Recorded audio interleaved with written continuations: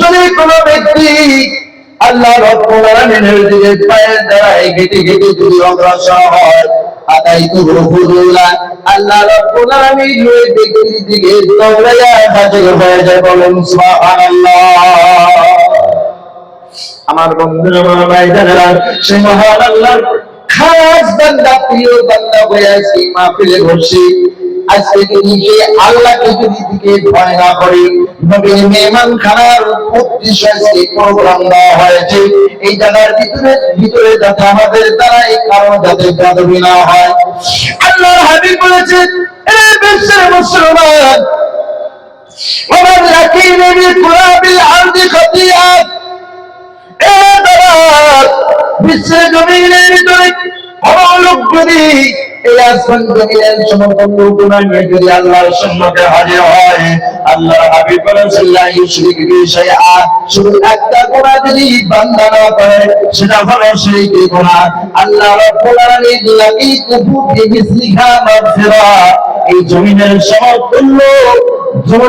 সমতুল্য নেকি নিয়ে তার সমস্ত গুনাহ আল্লাহ মাফ করে দেন।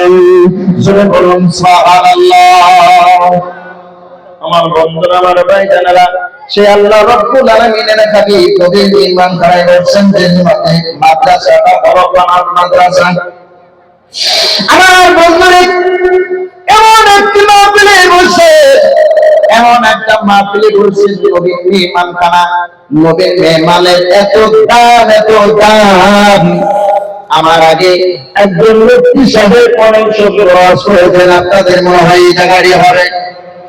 আমার বন্ধুরা, আমার বাবাজিরা, আল্লাহ নবী বললেন, বিশ্বের মুসলমান, নাম্বার 1 আল্লাহর প্রতি ঈমান আনো, নাম্বার 2 রাসূলের প্রতি ঈমান আনো, আল্লাহর কিতাবের প্রতি ঈমান আনো, ভালো এবং মন্দের প্রতি তুমি বিশ্বাস রাখো, ঈমান আনো। মৃত্যুর পরে যে আখিরাত, আখির মানে শেষ দিনে যে তোমার বিচার হবে, ওই শেষ দিনের প্রতি তোমার ঈমান আনার দরকার আছে। আল্লাহর নবী রাসূল কারীম সাল্লাল্লাহু আলাইহি ওয়াসাল্লাম, ওনাকে একদিন উনি সাহাবীদেরকে নিয়ে এত সুন্দর মাহফিলে এরকম ভাবে বসে বললেন।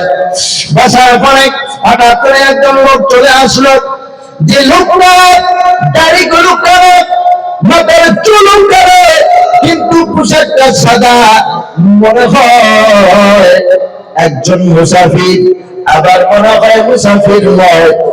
আল্লাহর নবীর সুন্দরকে হাজির হয়ে গেল, নবীকে বলতেছে, নবী গো, ইয়া রাসূলুল্লাহ, ইয়া হাবিবাল্লাহ, আপনি তো নবী, আপনি তো সব কিছু আপনি জানেন।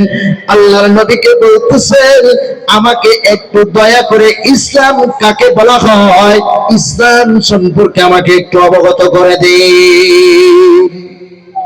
নবী তৎক্ষণাৎ বুঝতে পারছেন এটা তো ছোট মোটো লোক নয়। আখবিরিনি আনিল ইসলাম, ইসলাম কাকে বলা হয়, ইসলামের বিষয় আমাকে একটু খবর দেন। আল্লাহ নবী বললেন, قال الإسلام أن تشهد أن لا إله إلا الله وأن محمد رسول الله وتقيم الصلاة وتؤتي الزكاة وتصوم رمضان وتحج البيت إن استطعت إليه سبيلا। أكبر সকলেই জোরে জোরে বলুন আল্লাহু আকবার। আমার মুসলমান বাবাজি, 100 এর মধ্যে 99% মানুষ ইসলাম কাকে বলা হয় বুঝে না। বলেন ঠিক কিনা? এ বাবা বলেন ঠিক কিনা? নাম্বার 1 ইসলাম কাকে বলা হয়, আমি সাক্ষ্য দিতেছি পৃথিবীর ভিতরে আল্লাহ ব্যতীত কোনো মাবুদ নাই। হযরত মুহাম্মদ মুস্তাফা সাল্লাল্লাহু আলাইহি ওয়াসাল্লাম তিনি আল্লাহর রাসূল, আল্লাহর পাঠানো প্রেরিত রাসূল।